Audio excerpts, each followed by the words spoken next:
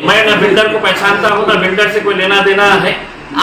मैं सरकारी अधिकारी और जो मंत्री जिनके नाम के ऊपर है तो पंतप्रधान ने है तो अपनी पार्टी के नाम से अपने नाम से स्कीम चलाए हुए है। अगर तुम वो स्कीम ढंग से नहीं चला रहे हैं, उसका ठट्टा उड़ा रहे हैं, तो फिर दूसरे स्कीम का क्या हो रहा होगा करके तो हम मेरी तरफ से गिफ्ट जाने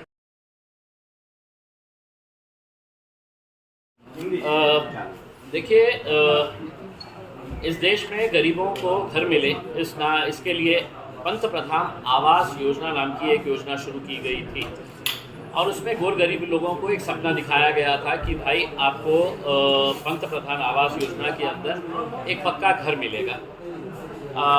ये स्कीम को अब ख़त्म होने के ऊपर आई है। दूसरे शहरों के अंदर ये स्कीम मुकम्मल हो चुकी है, लेकिन औरंगाबाद में अभी तक है तो इसके ज़मीन के बारे में भी अभी कोई फैसला नहीं हुआ है। पहले जब हमने दबाव डाला था तो उस वक्त तो ज़मीन फाइनल भी हो गई थी। हमने महाराष्ट्र के 13 अधिकारियों को दिल्ली के अंदर मैंने समन करने लगाया था, क्योंकि मैं उस कमेटी का सदस्य हूँ। और हमने कहा था कि हमारे शहर में भी 52,000 लोग हैं जिन्होंने अप्लाई किए हुए हैं और क्वालिफाई हुए हैं, जिनको भी घर मिलना चाहिए। वो हो गया। उसके बाद है तो क्या झोल हुआ कि मैटर ईडी के पास तक चले गया है करके। हमने पंतप्रधान नरेंद्र मोदी साहब के बहुत सारे भाषण सुने और उस भाषण के अंदर उनका कई मर्तबा उन्होंने ये बोले हैं, जरा बाहर जाइए या तो ये भिजा दीजिए तो चले जाओ भाई। है मेरी ज़बानी नहीं है, वो पंतप्रधान का भाषण ही है कि मित्रों 31 मार्च 2022 तक इस देश में रहने वाले हर बेघर को घर दिया जाएगा। ये पंतप्रधान का भाषण है और कई मर्तबा उन्होंने अलग अलग सभाओं के अंदर भाषण किए हुए हैं। उन्होंने एक भाषण के अंदर ये कहा है कि गरीबों का जो सपनों का घर है वो है तो हम पूरा करने वाले हैं। तो हमको थोड़ा सा कन्फ्यूजन ये हुआ है कि मोदी जी ये बोलना चाह रहे थे कि गरीबों का सपनों का घर जो है वो सपने में ही मिलने वाला है। तो हम उसका कल के दिन है तो वो घरों का डिस्ट्रीब्यूशन का प्रोग्राम रखे हैं। ये घर हमने बनाए हैं छोटे छोटे, और इसको डिस्ट्रीब्यूट किनके हाथों से किया जाएगा तो हमने डॉक्टर भागवत कराड़ साहब को बुलाए हैं, केंद्र के मंत्री है। डॉक्टर हमारे राव साहब दानवे साहब को बुलाए हैं, चुक मंत्री है। अतुल सावे साहब है। हमारे जितने भी पालक मंत्री संदीपान भुमरे साहब है, और जितने भी यहाँ के सत्ताधारी पक्ष के जो मंत्रियाँ हैं उन सबको हमने न्योता दिए है कि कल हमारा ये घरों को बांटने का कार्यक्रम है और उसके अंदर आप आइए और मोदी जी के सपनों का घर जो है वो सपने में कैसा रहेगा करके ये घर आप उनको दीजिएगा करके। तो हमारा कहना यही है कि ये घर बनना चाहिए। इसके लिए मेरे से ज़्यादा कोशिश भारतीय जनता पार्टी के केंद्र के राज्य के मंत्रियों की जिम्मेदारी थी, लेकिन वो खामोश रहे। आज ये स्कीम बंद होने की कगार के ऊपर आ रही है और गरीबों को सिर्फ एक सपना दिखाया गया है कि हम आपको घर देंगे करके। तो हम ये घर डिस्ट्रीब्यूशन का कार्यक्रम कल के दिन शाम में 5 बजे स्मार्ट सिटी ऑफिस के बैकग्राउंड दिखना चाहिए कि हमने शहर को तो स्मार्ट बना दिए है, गरीब को हमने रास्ते के ऊपर ही छोड़ दिए है करके। तो उसके पीछे का मकसद लेके हमने वो वेन्यू हमने चुने है और इसमें हम काफ़ी लोगों को बुलाए हैं हमारे घर बनाने का जो है। और ये घर ऐसे ही नहीं रहेंगे, इसके ऊपर बाज़ाब्ता लिखा जाएगा सौजन्य पंतप्रधान आवास योजना, ताकि लोग कंफ्यूज ना रहे कि ये मेरा घर है करके, मैंने दिया है करके। नहीं, ये पंतप्रधान के सपनों का घर है। तो वो सपनों का घर उनको ऐसा हम देने वाले हैं, इसके ऊपर लिखा रहेगा। हमारे प्रांतोष वाघमारे साहब, माजिद जागीरदार साहब, असरार भाई, ये सब ने मिलके है तो इसको बनाए हैं। इसका प्रोडक्शन अभी चल रहा है, तो कल हम बांटेंगे। और साथ ही साथ ये घर को हम बहुत अच्छे तरीके से पैकिंग करके या जिल्ह्यातले औरंगाबाद ज़िले के तमाम गोर गरीब लोगों की तरफ से आदरणीय पंतप्रधान नरेंद्र मोदी, आदरणीय देवेंद्र फडणवीस साहेब, आदरणीय एकनाथ शिंदे साहेब या सगळ्यांना आम्ही एक एक घर आहे तो चांगल्या रीतीने पॅक करून एक धन्यवाद पत्र त्याच्यासोबत कि तुम्ही आम्हाला हे स्वप्न का घर सपने में दिए है, इसके लिए बहुत बहुत धन्यवाद। तो आप लोग भी आइए कल के दिन और इस कार्यक्रम में आप लोग भी इसका हिस्सा। 75 वर्षामध्ये कधी आपण बघितलं काय की औरंगजेबचा पोस्टर कुठे होतं, कोणी लावलं होतं औरंगजेबच्या? कोणत्या सभेमध्ये कोणी पोस्टर घेऊन हे तो नाचत होता, फिरत होता 75 वर्षामध्ये. सांगा एकदा तरी कुठे असा FIR रजिस्टर झालेला आहे? 2019 किंवा 2014 पकडा तुम्ही, त्याच्या अगोदर औरंगजेबचा असा ग्लोरिफिकेशन कुठे झाला होता? कुठे त्याच्या बाबतीत FIR रजिस्टर झाली होती? हे भारतीय जनता पार्टी सत्तेमध्ये येतं आणि सत्तेमध्ये येऊन अचानक हे पोस्टर्स बाहेर निघतात. आता मी देवेंद्र साहेब तुम्हाला सांगतो की औरंगजेबची जे मजार आहे, जे कब्र आहे, ते प्रोटेक्टेड मॉन्युमेंट आहे. ते कोणी केलं प्रोटेक्ट? तर केंद्र सरकार, archaeology department comes under the prime minister and the home minister of the country. म्हणजे ते प्रोटेक्ट करतं.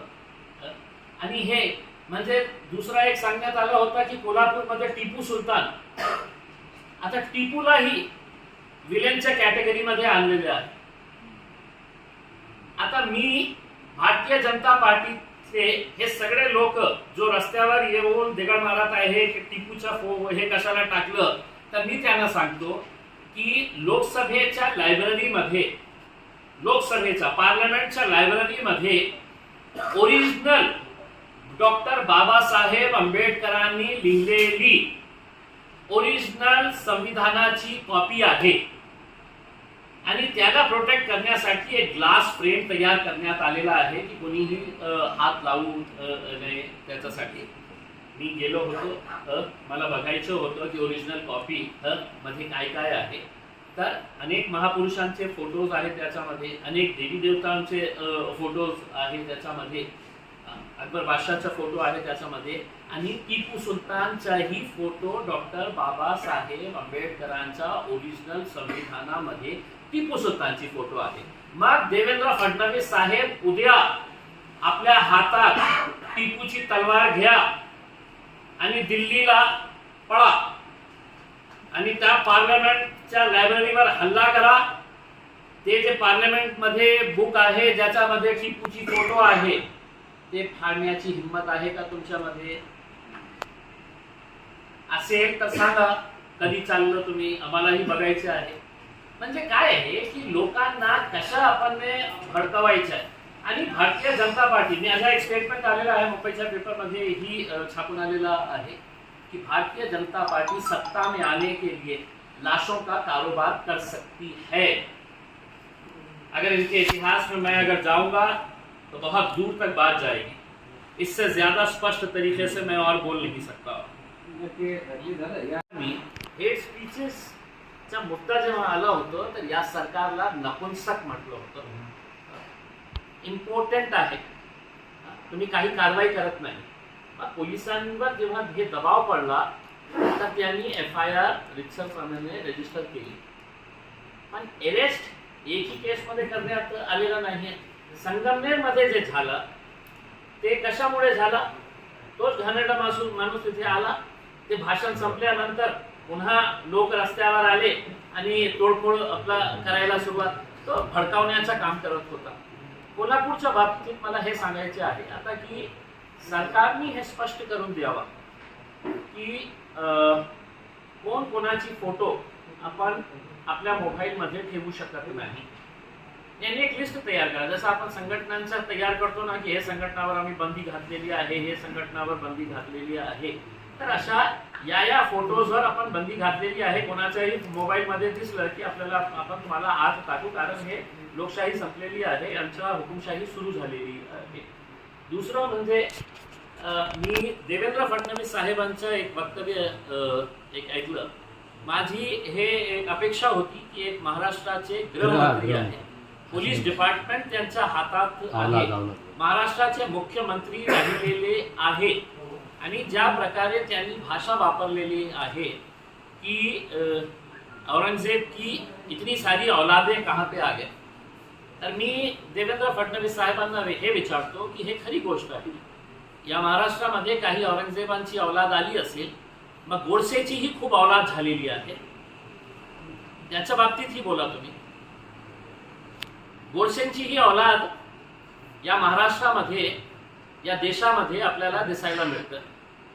आणि हे लोकांना सांगतो की कोल्हापूर शहर जे आहे त्याला कोणाची वारसा लाभलेला आहे?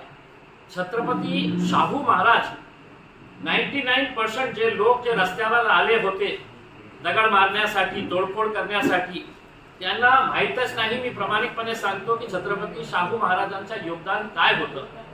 आणि त्या कोल्हापूर शहरामध्ये एका मोबाईलवर कोणी काहीतरी टाकतो आणि पूर्ण शहर बंद होतो. म्हणजे माझा मत मी काल मुंबईमध्ये ही स्पष्टपणे व्यक्त केलेला आहे, मंत्रालयामध्ये उभे राहून. इथे जे बसलेले लोक आहेत त्यांना माहित आहे की पुढची सत्ता केंद्राची असू द्या, राज्याची असू द्या, आपण जोपर्यंत जाती धर्माचा तेढ अपन निर्माण करणार नहीं. मैं न बिल्डर को पहचानता हूँ न बिल्डर से कोई लेना देना है. आप, मैं, सरकारी अधिकारी और जो मंत्री जिनके नाम के ऊपर है तो पंतप्रधान ने है तो अपनी पार्टी के नाम से, अपने नाम से स्कीम चलाई हुई है. अगर तुम वो स्कीम ढंग से नहीं चला रहे हैं, उसका ठट्टा उड़ा रहे हैं, तो फिर दूसरे स्कीम का क्या हो रहा होगा करके, तो हम मेरी तरफ से गिफ्ट जाने